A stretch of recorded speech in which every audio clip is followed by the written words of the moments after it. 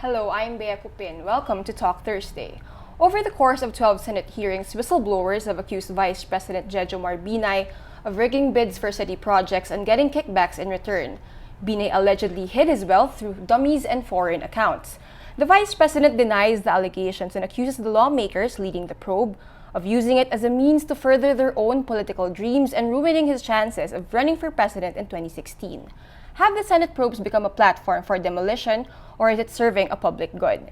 Joining us today is Senator Antonio Trillanes, who will talk about what awaits the Vice President in 2015 and what the probe hopes to achieve. Thank you for joining us, Senator. Thank you, Ms. Bea. Going again to the Vice President, exactly 3 months ago you began the probe, the subcommittee probe. What's the experience been like so far? It was quite a stressful experience. It's an emotional roller coaster ride Right. for everyone involved, but it's quite rewarding also in the sense that people are beginning to see the light. Okay. Not too long ago, sir, you were actually on the same page with the Vice President in terms of going against former President Gloria Macapagal Arroyo. Some people might find that ironic na ngayon you're chasing after him. No, it's not ironic. I would like to look at it as being consistent. And this advocacy of mine, Right. this crusade of mine, started in 2003, as you mentioned, with the former President Gloria Macapagal Arroyo. Then eventually we shifted to the corrupt generals of the armed forces. Then 2 years ago with Senator Juan Ponce Enrile, and now with the Vice President. So, But going back to back then, the height of the Hello Garci scandal, how would you describe your relationship with the Vice President? Oh, well, he was a mayor. He wasn't the Vice President yet then. we were allies back then in the opposition, and as I recently revealed, in fact, in one of my uprisings, the so-called Manila Pen incident, the Vice President was a co-plotter of mine in that uprising. Sir, that was a surprising revelation to many. Na parang why did you decide to, reveal that just now? I revealed that in relation to the questioned word of honor or lack of it by the Vice President. So I told them that the experience I had with his backing out in the debate or turning back on his word is the same experience I had when he backed out also or he turned back on his word during the Manila Pen incident. I didn't expose that then because I didn't want to rat out on those who didn't have the courage to show up, those who chickened out. So I just let them be with their conscience. They should live with that. But I just found it appropriate to raise it in that context. Could you take us back to 2007? What happened exactly? Okay.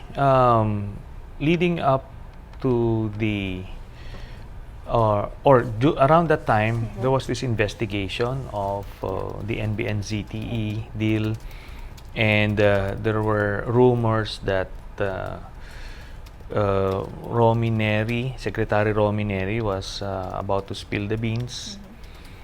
So, through a common friend, Secretary Neri expressing his intention to come out with this expose, but he wanted to do it in an environment wherein it would lead to something. It would be a tipping point for the eventual ouster of the former President Gloria Macapagal Arroyo. So we came up with that plan. I talked to the former mayor, now Vice President Jejomar Binay, inside the admin office of the judge who was trying our case. So we arrived early for our hearing. Then we asked for a moment to meet with the Vice President. So that's where I proposed the the plan, and we detailed our different commitments or roles. So our particular role was to start the uprising, create a situation to alert the public of what's going to happen. Then his role, the role of Vice President Binay, was supposed to mass up the people.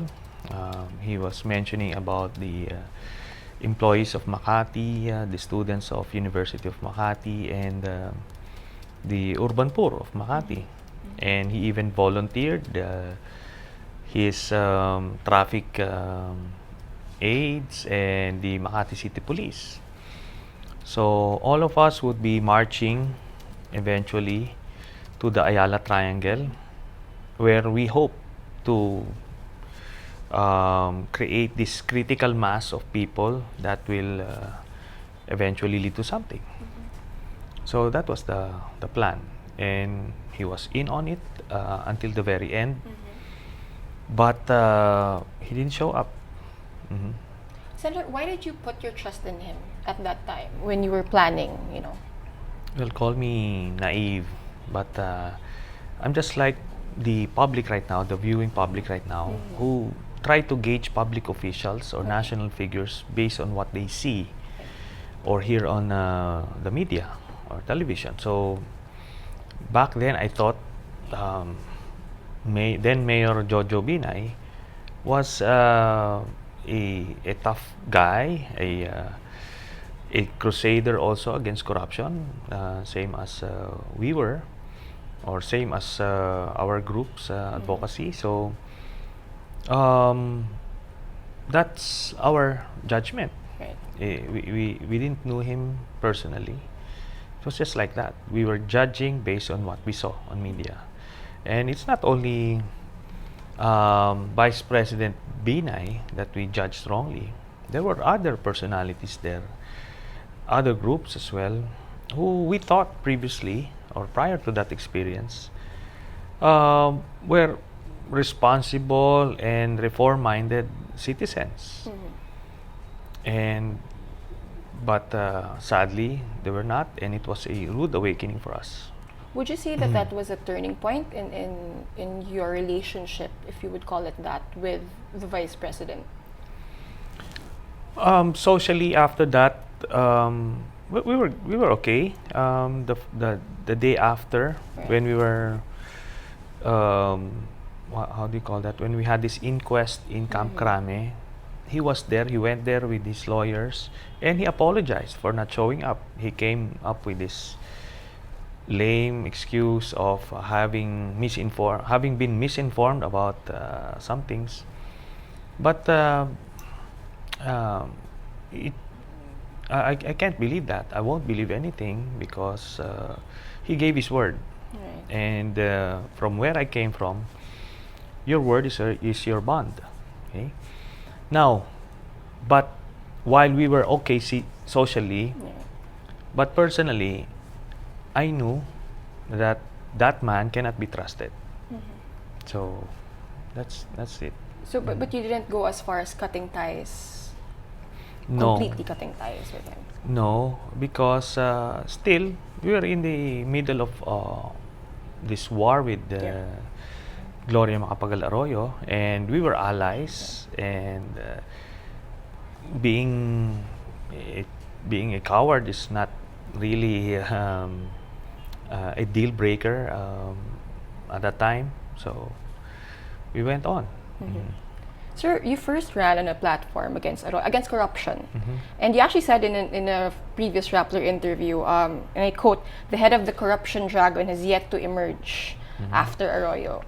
Would it be safe to say that you found that head of the dragon, the corruption dragon?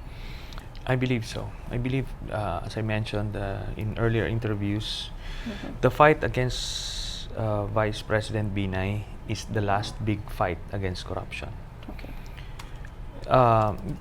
That is not to say that there won't be any corruption anymore, but he's the head of the criminal syndicate right now, And I believe if we put him down,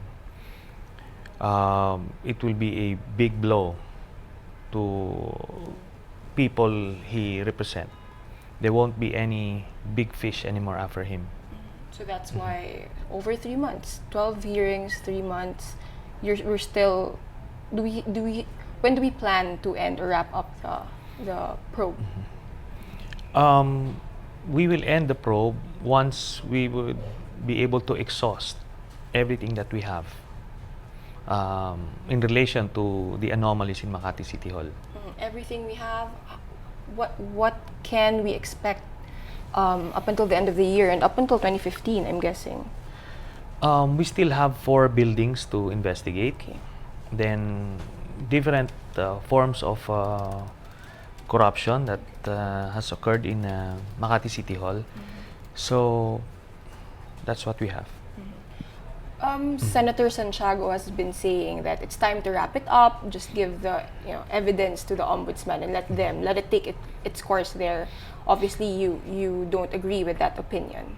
Not necessarily. I think Senator Miriam Defensor Santiago was misinformed because there's already a case filed with the ombudsman, and we have already turned over the first batch of documents and evidence that we gathered. So we're not delaying anything. It's going on.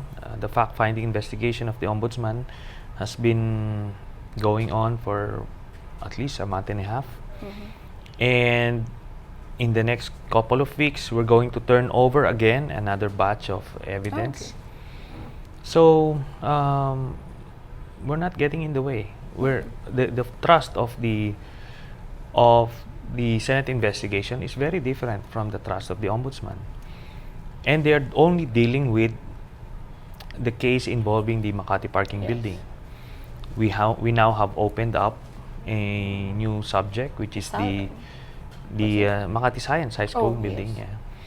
And the investigation is ongoing. We're still getting the evidence for that.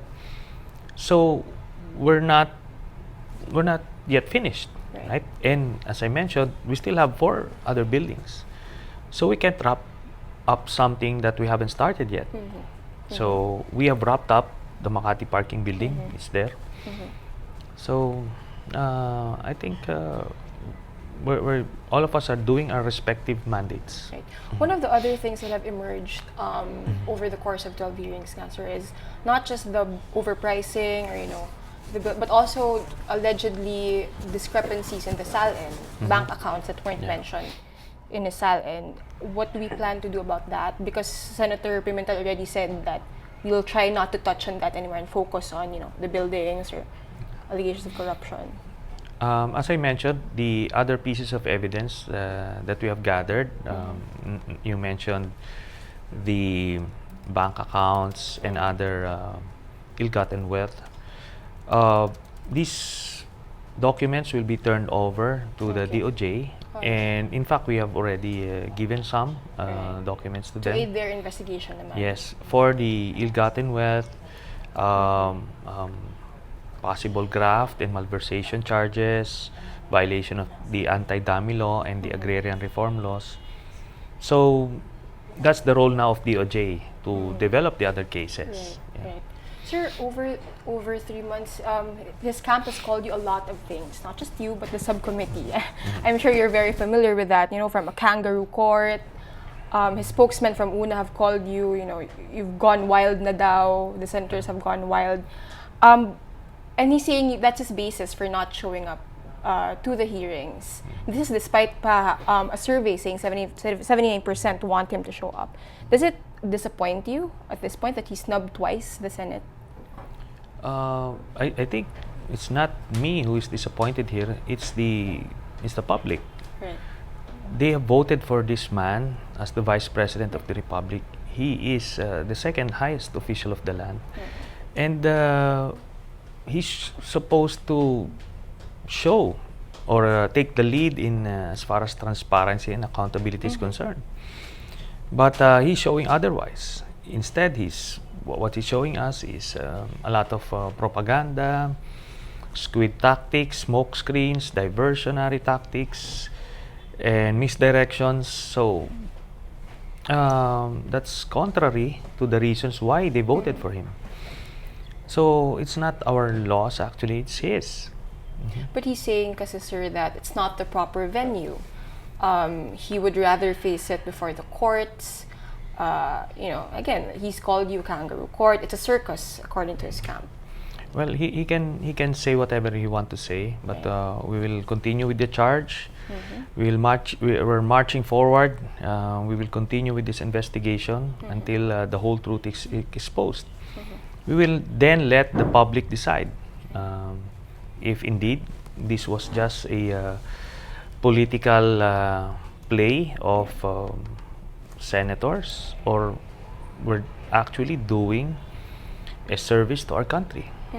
Sir, that's an interesting point, if it's political or if it's really service to country. Because what his camp naman is saying is that your numbers are suffering. Supposedly, their words are sawa na yung public sa ganito.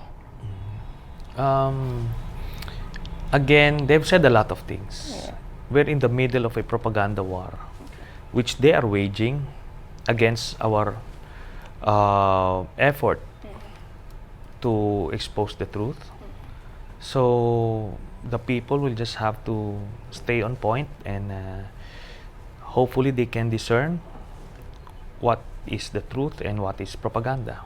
On a personal level, sir, though, you're still an elected official. Elections are still a concern to you. Doesn't it worry you that this will affect your numbers and it will result in, the death of your political career at worst, right? Okay, earlier I said that this crusade of mine started back in 2003. I ended up in jail for 7.5 years for that one. And I might end up in jail also, or possibly killed for this one. Okay. But I have to do it just the same because this is my mandate. I'm not really afraid of him because I'm standing on very solid moral high ground here. And that's the reason why the public voted for me in the first place. I won't forgive myself, and they won't forgive me if I turn a blind eye to all of what we have seen so far. So from the beginning up until last Tuesday, it's always been the three of you, constants, in the subcommittee. The public must be wondering, where are the other senators? It's a very good question. We might as well ask them. Do you not have an answer for that? I have an answer, but it's going to be unfair to them. They might as well be answerable to the people who elected them. But let me just clarify. Yeah. The membership of the subcommittee is the same as the membership of the Blue Ribbon Committee. Yes.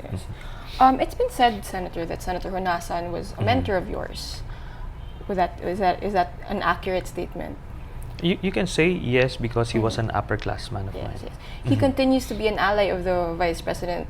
He's even the interim Vice President of UNA. Have you spoken since the probe began? Yes. Senator Honasan is not only an upperclassman, but he's also a friend. Okay. So we engage in conversations, not necessarily about the ongoing hearings, but other stuff. In an interview also on Rappler, Governor Remulla, the spokesman of the Vice President, actually tagged you as, quote unquote, the Yolanda of senators. Kasi nga daw, you leave a path of destruction wherever you go. Yung mga statements ba na ganyan, sir, doesn't it worry you that it'll wear down the people who support you, get to their heads or something like that? Again, I've heard worse. Back in 2007, but it boils down to trust. Okay. If you have gained the trust of the people, you don't need to worry about name calling. Destroyer, probably yes. Destroyer of the corrupt, right? And I'd be proud of that tag. We're a developing country. We're in this reform mode. We have to have that mindset. We can't have this. Let me just, what's the term?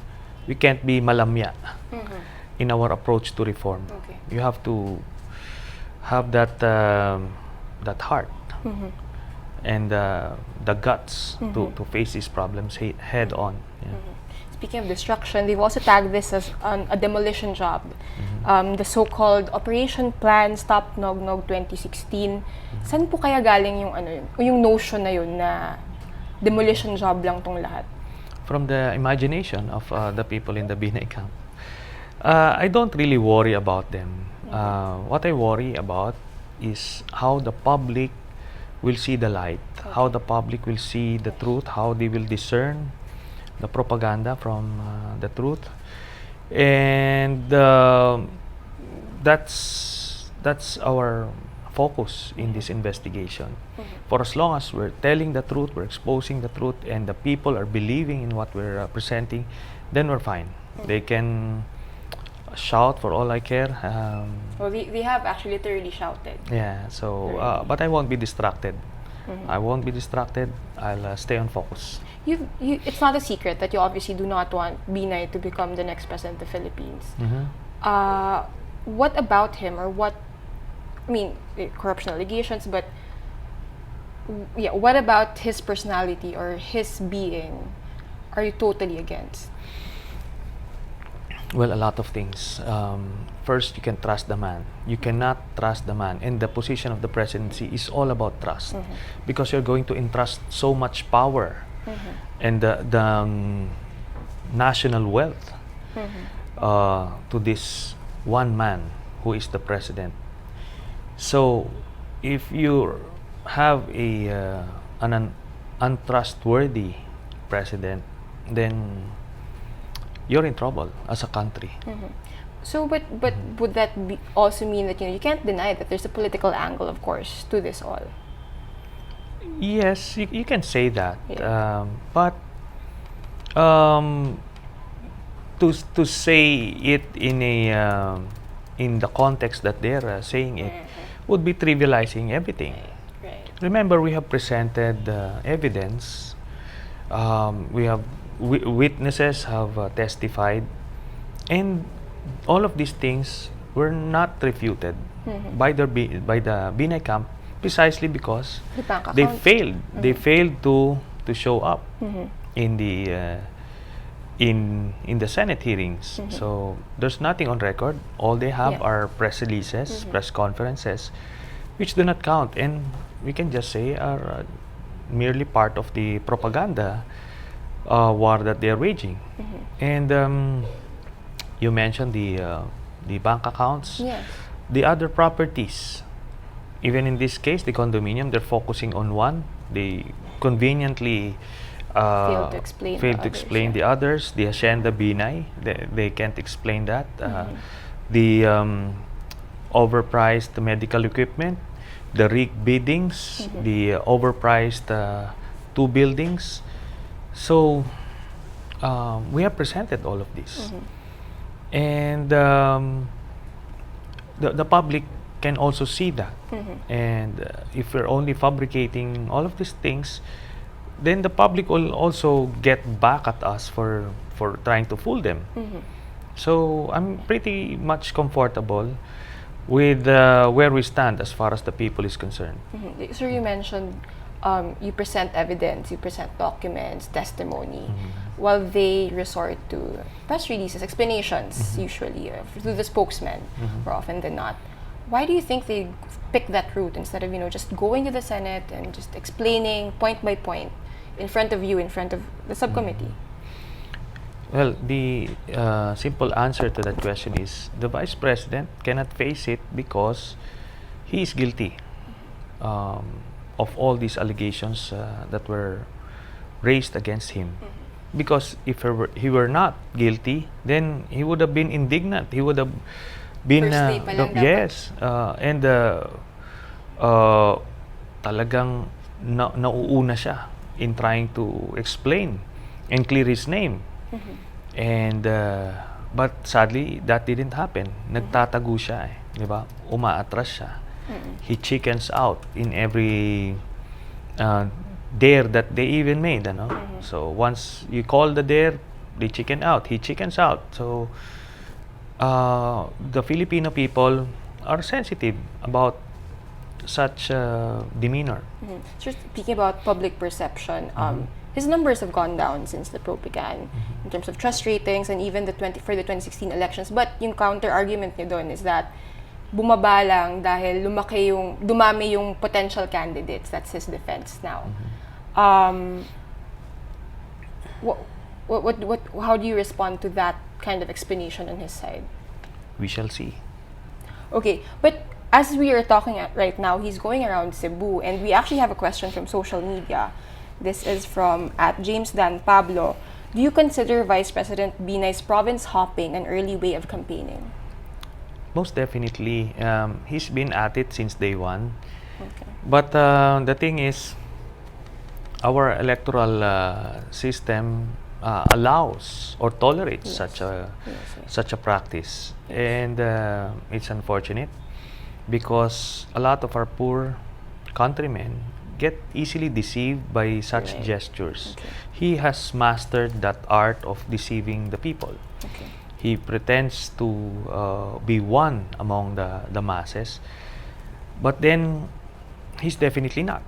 You have seen the Hacienda Binay, and he lives like a king there. He is, based on what we saw so far, the greed of this man is bottomless.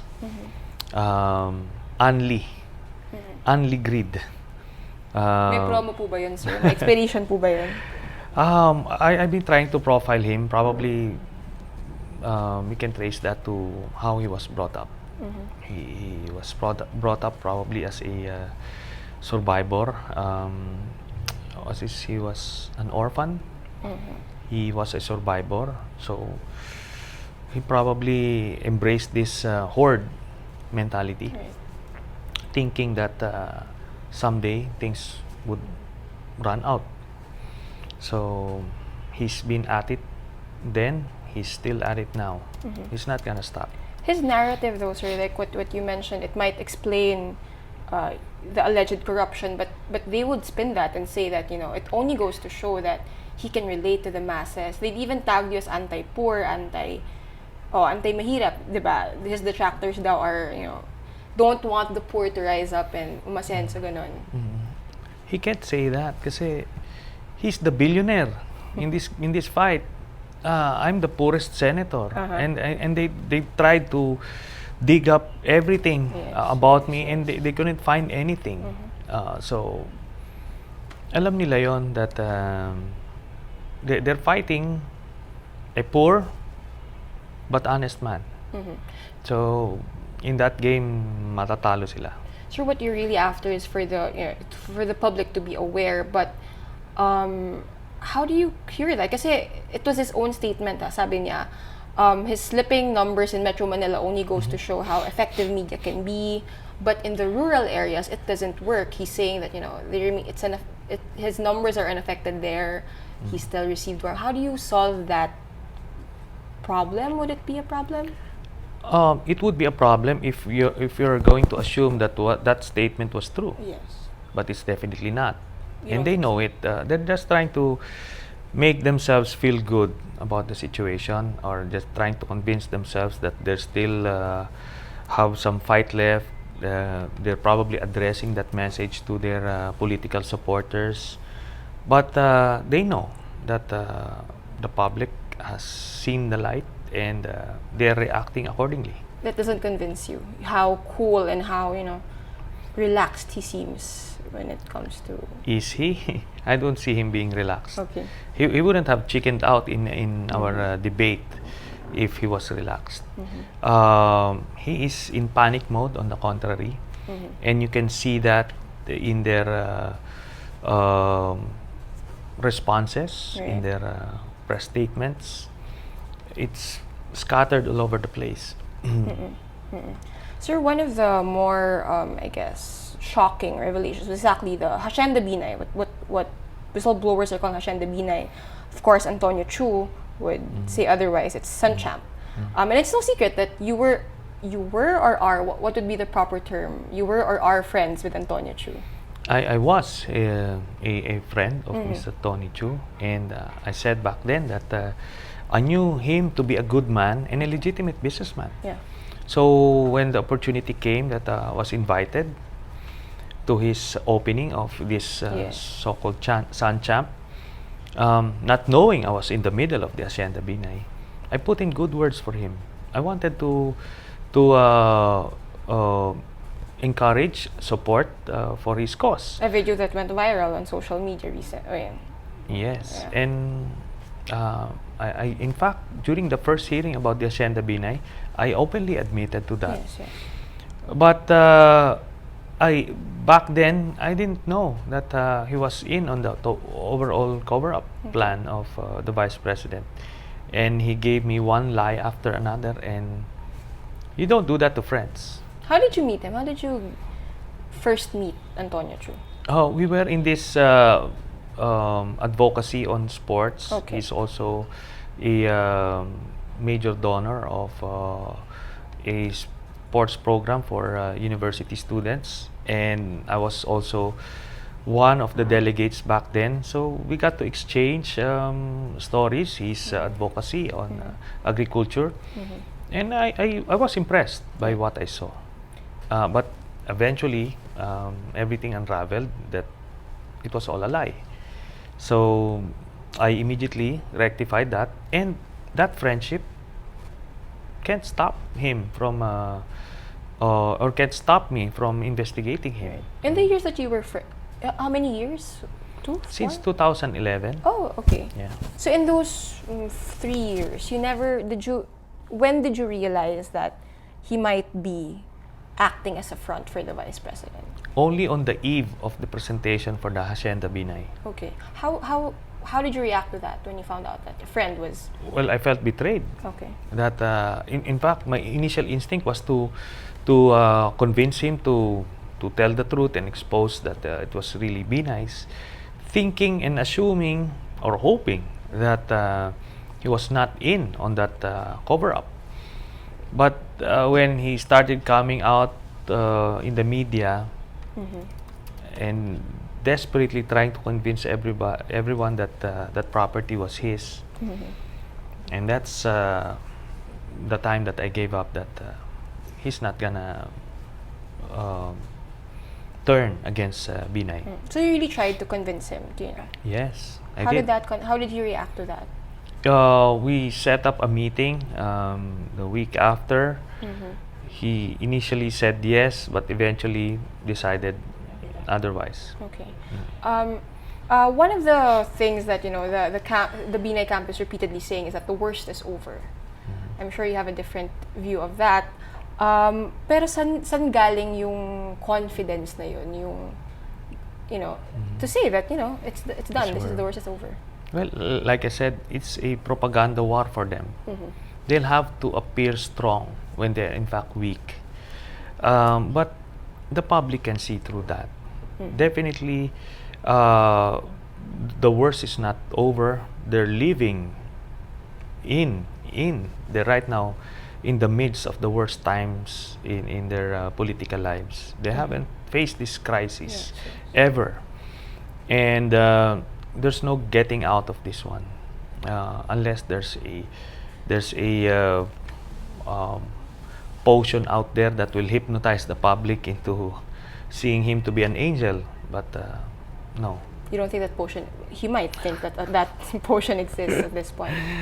If they can buy one, they would have bought one. Yeah. So you mentioned it's exhausting emotionally. I'm sure physically also. The whole rigor of investigating. Going through the subcommittee probe. But what drives not just you, but the three of you? To just push and you even want to schedule one more hearing before the year ends, correct? So what drives the three of you? Probably because we owe this to the public. This is why we are here. They voted for us through our advocacies. Senator Coco Pimentel, he was cheated out of more than a half of his term, and he embraced it as an advocacy. Senator Alan Cayetano, he also went up against the former first gentleman Mike Arroyo, and Senator Juan Ponce Enrile. So this fight is not new to us. We're just here to fulfill our mandate. So you're veterans of kind of veterans in doing this probe. You can say that. Okay, who or what would be the ideal president of the Philippines? The president of the Philippines first should have a vision. Where would you want to take this country at the end of your term and beyond? Okay. Then he should be a leader. Okay, he should be a leader. Then finally, he should have a concrete program of action to take us to that vision that he set forth at the start of his administration. So those are the three elements that we need. But first, you start off, before all of that, he should be a good man. Because all policies emanating from a good man, you can say there's a presumption of good faith and regularity, that he didn't mean any body harm when he put forth any policy. The question in everyone's mind, sir, will you be seeking higher post in the next elections? I've already registered or I already declared my intention to run for higher office early this year. And it's now up to my party, the Nacionalista Party, whether they would accept that or whether to push for me as a candidate in 2016. But I don't want to relate that with what's happening right now in the Senate. Because as you mentioned earlier, our numbers are actually suffering because we are being subjected to a vicious propaganda campaign. We are being subjects of demolition jobs. But that's it. This is our job. We're still senators of the Republic. We still have the right to investigate and expose people. Now, on the other hand, the Vice President, being a declared candidate for President in 2016, doesn't stop you. Or it shouldn't be a cloak of immunity for all of these investigations. Hindi ibig sabihin na nakandidato ka, hindi ka pwede imbestigahan. So, kami rin naman, hindi sinabing kandidato kami, magiging kandidato kami, hindi rin naman ibig sabihin nun, we'll stop being senators. Right. And that's a job that won't be easy, obviously, in the next few months. Yes. It'll take a longer time, I guess, to finish everything. Yes, Thank you for joining us, sir. We've been talking to Senator Antonio Trillanes about the objectives of the Senate probe on Vice President Binay and how they serve the public. I'm Bea Copin. Thank you for watching.